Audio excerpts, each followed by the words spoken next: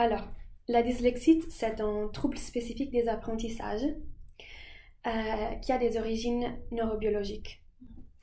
Donc, la dyslexie est définie comme des difficultés en précision et vitesse dans l'identification des mots, une faible décodage et aussi des faibles capacités d'orthographe. Donc, l'orthographe rentre dans la dyslexie.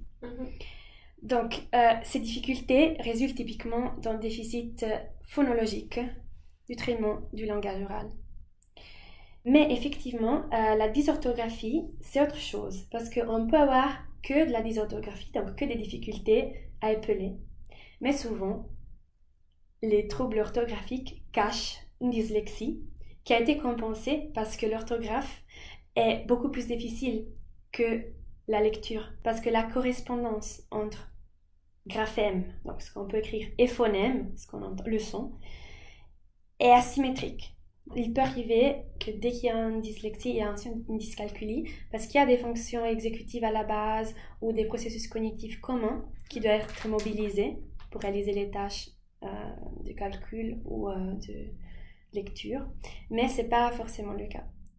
Donc, comment il se manifeste? Justement, à 6 ans, l'enfant n'est pas capable de lire et d'épeler des mots. Donc, il y a des prérequis langagiers qui sont à garder sous l'œil parce qu'ils peuvent nous donner des indices sur un futur développement de la dyslexie. Il faut que l'enfant présente au moins un des 6 symptômes, donc identification des mots, difficulté à comprendre, difficulté à épeler, difficulté d'expression écrite, difficulté à maîtriser le sens des nombres et tout ce qui est avec la dyscalculie, pendant au moins 6 mois, malgré la mise en place des mesures qui ciblent ces difficultés.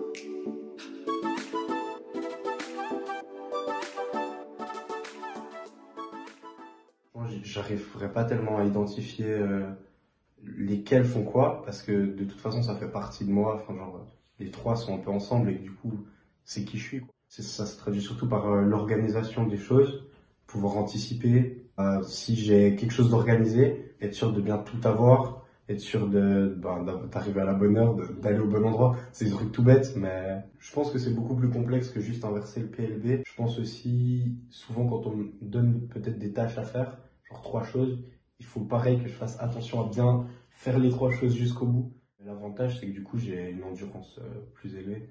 J'ai dû compenser, donc je pense que du coup, c'est un handicap. Mais je le considérerais plutôt comme une chance, parce qu'au final, ça fait qui je suis.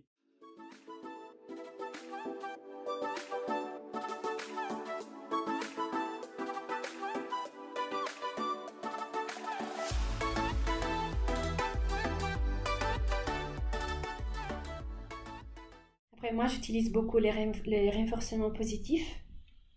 Voilà, et j'essaie de féliciter l'enfant sur l'effort plutôt que sur le résultat. De trouver cette zone proximale de développement de manière à amener l'enfant à être capable de réaliser la tâche demandée avec les tâches de l'adulte, sans que cela soit impossible pour lui, mais en même temps, ce sont des choses qu'il n'arriverait pas à faire tout seul. Donc l'idée, c'est de diminuer graduellement les taillages pour qu'il puisse acquérir les compétences travaillées dans cette zone proximale de développement.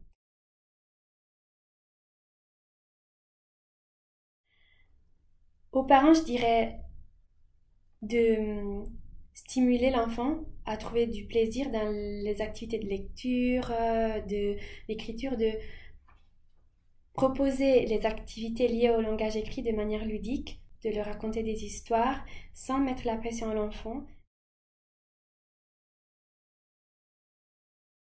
Je pense que je lui dirais qu'il faut qu'il aide son enfant, qu'il le comprenne sans le juger, qu'il essaye de se renseigner aussi sur les troubles 10, parce que c'est pas si simple que ce qu'on pourrait penser.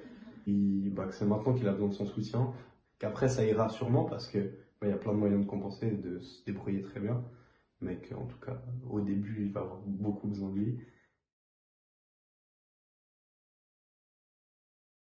Qu'il soit aussi pareil pas avoir l'impression d'avoir la science infuse, que chaque personne est différente, qu'il faut s'adapter au mieux, même si c'est pas facile aussi avec le système.